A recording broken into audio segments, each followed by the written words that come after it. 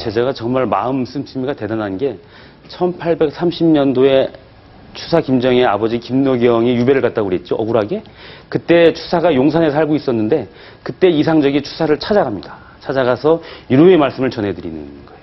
그러니까 그때도 찾아가고 또 추사가 유배 갔을 때도 이렇게 책을 보내주고 하니까 정말 그 대단히 그 정이 많고 추사를 대단히 흠모했던 이상적이란 제자가 없으면 이 그림은 없는 거 아니에요? 그렇죠. 그렇습니다. 그러니까 결국 그 김정희는 추사 김정희 선생은 오늘날까지도 이상적한테 고마워해야 되는 거예요. 그럼요. 왜냐하면 우리가 추사 김정희 물론 글씨체로도 유명하지만 이 그림 네. 때문에 더 높이 칭송을 하는데 이상적이라는 사람의 고마운 네. 행동이 없었다라 그러면 이 그렇죠. 그림이 있었겠냐 예. 말이죠. 항상 그 오늘까지. 위인들 뒤에는 뭔가 고마운 사람들이 있네요. 베토벤 뒤에 바그너가 있었듯이. 그렇죠. 그렇죠? 김정희 뒤에는 이상적이 있었습니다. 유배지에서는 이 작품 말고는 걸작을 남긴 게 없나요? 난초 그림 같은 것도 그렸고 글씨를 또 많이 썼죠. 그래서 그 추사체라는 게 다 유배 생활에 그렇죠. 만들어진 유배지에서 거죠? 이제 완성이 됩니다. 그러니까 예술가는 네. 구독해야 돼요. 그러니까 나는 한 박사님의 명작이 아직까지 안 나온 이유는 절대 고독이 없는 거야. 우리 조용량 선생님을 유배 보내볼까요? 그러니까. 그것도 안 되잖아요. 그러니까 그 9년 동안 제주도에 앉아서 혼자 절대 그런 그 고독을 접하니까 추사체라고 하는 어마어마한 네. 작품이 나오는 거예요. 네. 자신의 처지를 예술로 승화시킨 세안도의 가치를 자세히 살펴보겠습니다.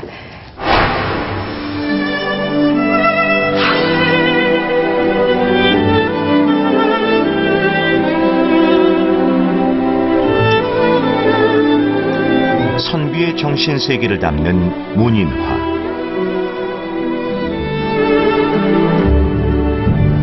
학자 김정희의 이상이 집약된 것이 바로 세한도다.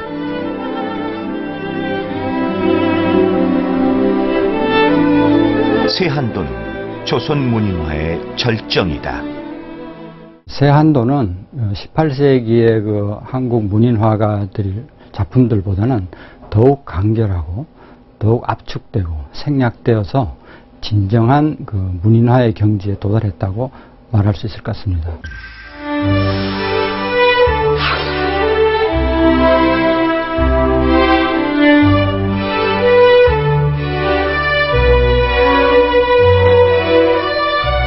선비의 건박한 정신을 표현한 갈필법.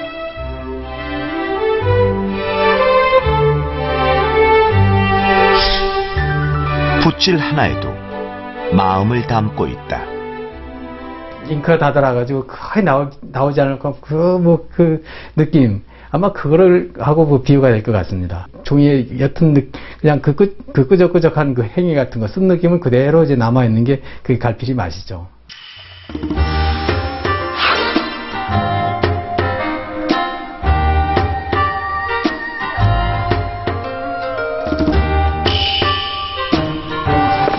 세한도는 언뜻 보면 잘못 그려진 그림 같다. 정면의 모습부터 측면의 모습까지 모두 담고 있는 집의 형태. 한 화폭에 여러 시점이 혼용되고 있다. 현실은 아래에 있지만 이상은 높이 담고 싶었던 것일까?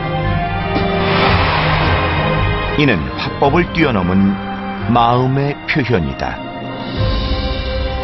이런 차원에서 이 그림은 실제 오늘날은 좀 거리감을 느끼실 수 있겠습니다만 흔히 서양 사람들이 추사의 글씨를 볼 때 내용에 대한 이해는 못하지만 전체적인 규현형이라든가 조화를 이야기하는 것처럼 어떠한 추상성과도 통하는 그러면서 간결하면서 강한 주제의식을 보여주고 있는 점에서 의미를 지닙니다.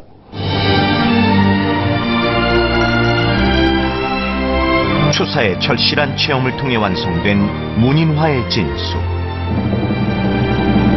추사는 절제된 화폭 속에 평생에 걸친 학예의 일치를 실현한 것이다.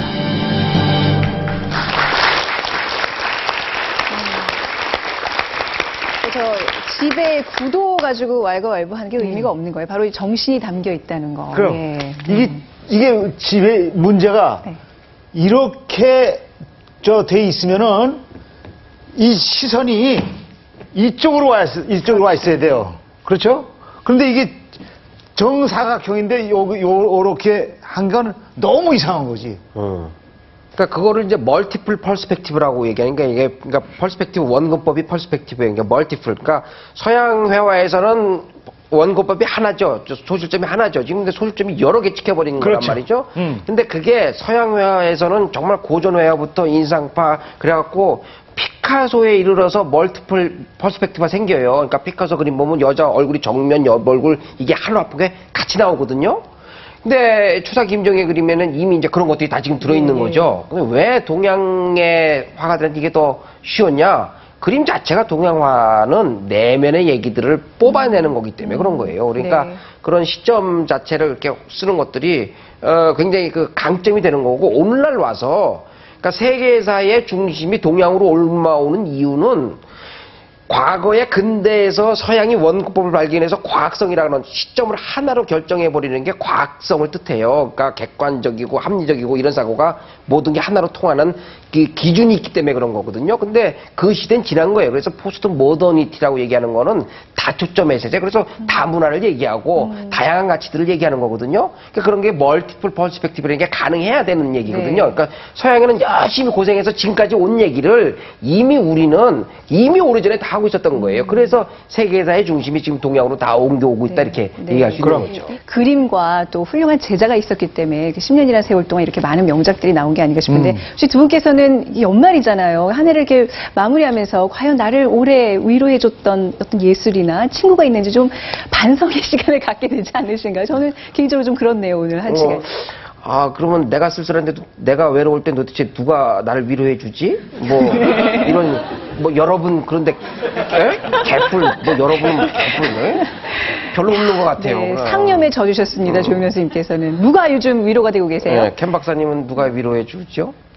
이 공간에 있는데 누구라고 얘기할 수도 없고. 누구라고 얘기할 수가 없고. 틈만 나면, 틈만 나면. 자, 오늘 베토벤과 또 김정희 그 정치적 풍파 속에서도 후대 길이 남을 위대한 명작을 남겼다는데 그 위대함이 있지 않나 싶습니다. 저희가 준비한 소식은 여기까지고요. 저희는 다음 주에 다시 찾아뵙겠습니다. 고맙습니다.